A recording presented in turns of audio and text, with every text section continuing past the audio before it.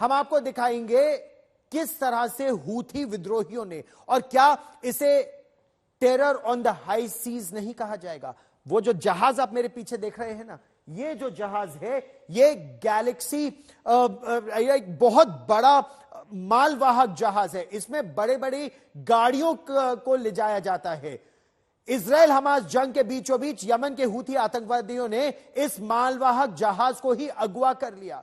इस जहाज को अगवा किए जाने का वीडियो बकायदा एक हॉलीवुड फिल्म की तरह जारी किया गया है। और ये आप देखिए, ये हूथी विद्रोही है, हेलीकॉप्टर से आए और हेलीकॉप्टर के नीचे अंडरस्लंग कैमरा है। हथियारबंद आतंकवादियों ने अल्लाह अकबर के नारों को साथ बंदूक की नोक पर जहाज को अगवा कर लिया। और इतने बड़े मालवाहक जहाज के आगे छोटी छोटी कश्तियां चल रही हैं और इस जहाज को जबरदस्ती ले जाया जा रहा है। मांग क्या? जहाज तब छोड़ेंगे जब इजराइल गाजा पट्टी पर हमला रोक दे। यमन के अंसारुल्लाह गुट का हमला, शिप हाईजैक किए जाने का वीडियो, कार्गो शिप पर उतरे यमन आतंकी, आतंकी हमले से दहशत में चालक दल, अल्लाहू अकबर के लगाए नारे, बंदूक की नोक पर जहाज अगवा, cargo ship Galaxy leader hijack. यह उस वक्त का वीडियो बताया जा रहा है जब हूथी आतंकवादियों ने रेड सी में तुर्की से भारत आ रहे मालवाहक जहाज गैलेक्सी लीडर को हाईजैक करने वाला हमला किया और उसे अपने कैमरे में कैद किया। यह कार्गो शिप है जिसमें कारें लदी थी और इसका चालक दल निहत्था था। इसके बावजूद ऊपर से नीचे तक हथियारों से लैस हूथी आतंकवादियों ने वैसा ही क्रूर चेहरा दिखाया जैसा हमास ने इजराइल में 7 अक्टूबर को दिखाया था।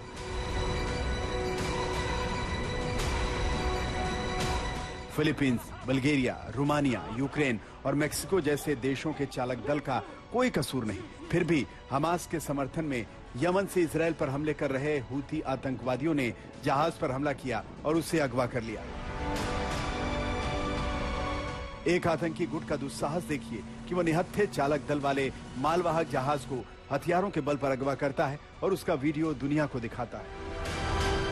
वही अब भी सुपर पावर के गुमान में चूर अमेरिका लाचार नजर आ रहा है। देखिए, स्वेज नहर को पार करने के बाद सऊदी अरब से यमन के सामने की जगह से गैलेक्सी लीडर को अगवा किया गया। यमन पर राज करने वाले हूथी आतंकवादियों ने हमास के समर्थन में इस मांग के साथ जहाज को अगवा किया कि इजराइल गाजा पर हमले रोक दे।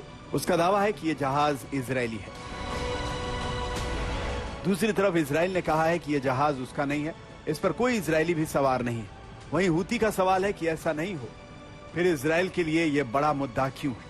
इजरायली अधिकारियों का दावा है कि यह ब्रिटेन की एक कंपनी का जहाज है जिसे जापान ने लीज पर ले रखा है।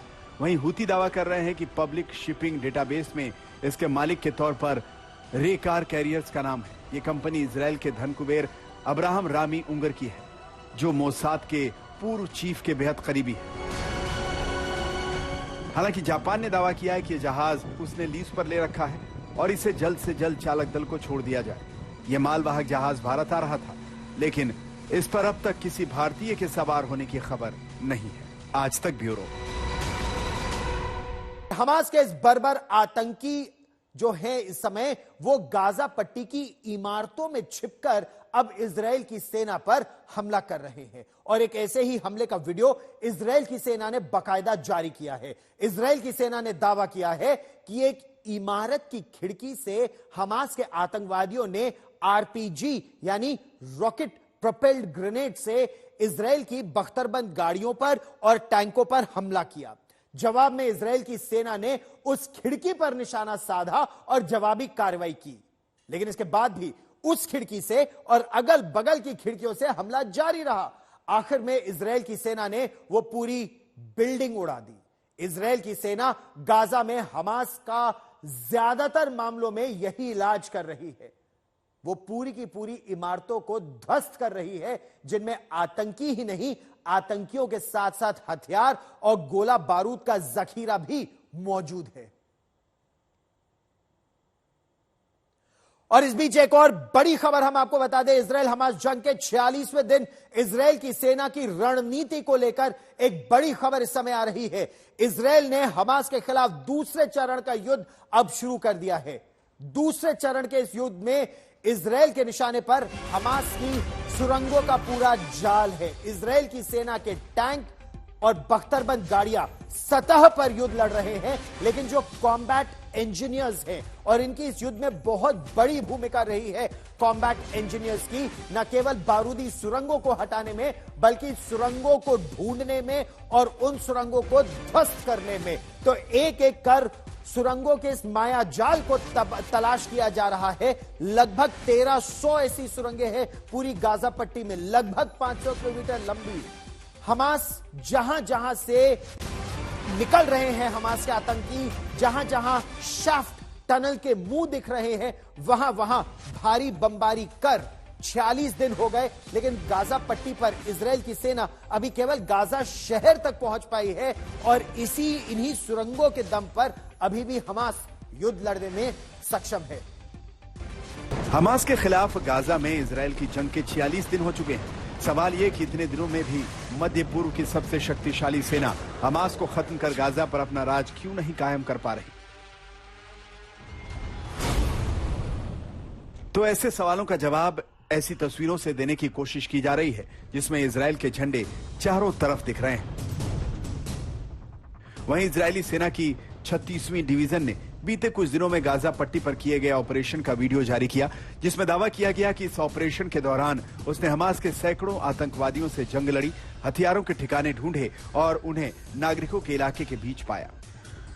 36वीं डिवीजन की पैदल सेना, टैंक और लड़ाकू इंजीनियर हमास के जिटोन बटालियन को परास्त करने में जुटी है। जिटोन नाम के इलाके में हमास के लड़ाके 5 से 10 की छोटी छोटी टुकड़ियों में काम कर रहे हैं। यहां इजरायली सेना को उम्मीद है कि अगले 72 घंटे में इनका सफाया वो कर देगी। इजरायली सेना ने दावा किया है कि जिटोन में गोलानी ब्रिगेड के पैदल सैनिक भी हमास से जंग लड़ रहे हैं। उन्हें रिहायशी इलाकों, अस्पतालों, स्कूलों और दूसरे नागरिक ठिकानों में ढूंढ ढूंढ कर मारा जा रहा है। उनका दावा है कि 188वीं आर्मर्ड ब्रिगेड ने जिटो में हमास के कई ठिकानों पर कब्जा जमा लिया है, जिसमें हमास की गाजा सिटी ब्रिगेड का दफ्तर भी शामिल है।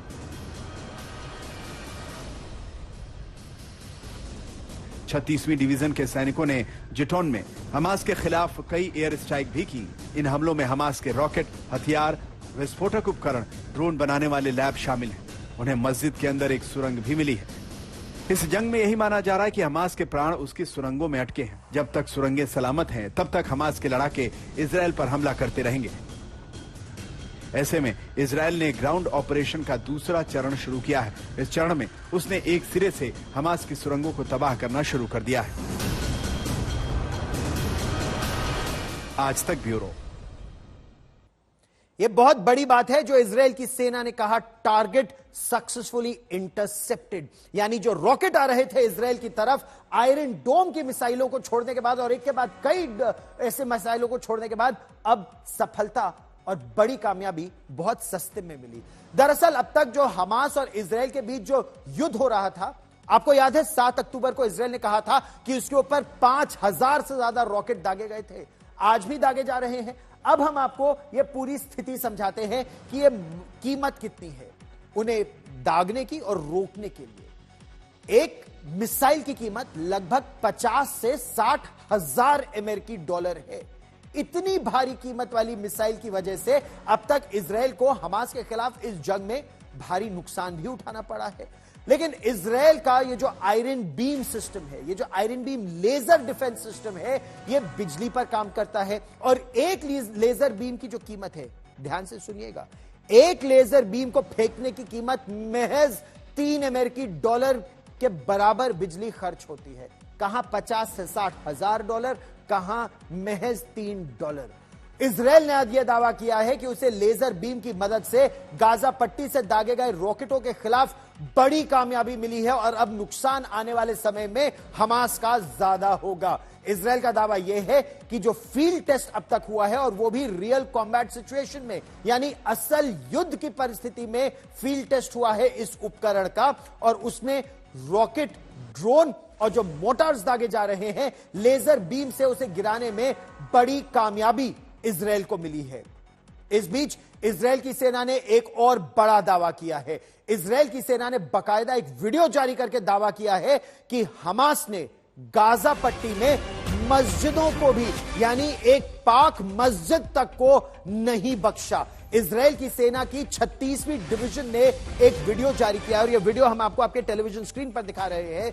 इजराइल ने दावा किया है कि एक मस्जिद है ये, जिसके भीतर उसे भारी संख्या में हथियार और हथियार बनाने का सामान मिला है और यह मस्जिद गाजा सिटी के बिल्कुल पड़ोस में जिटौन इलाके से मिली है। यहां इजराइल की सेना ने एक ब्लास्ट प्रूफ दरवाजे के पीछे जब पड़ताल की, देखिए उस ब्लास्ट प्रूफ दरवाजे को जब उड़ाया गया, भीतर इजराइल की सेना दाखिल हुई तो क्या मिला?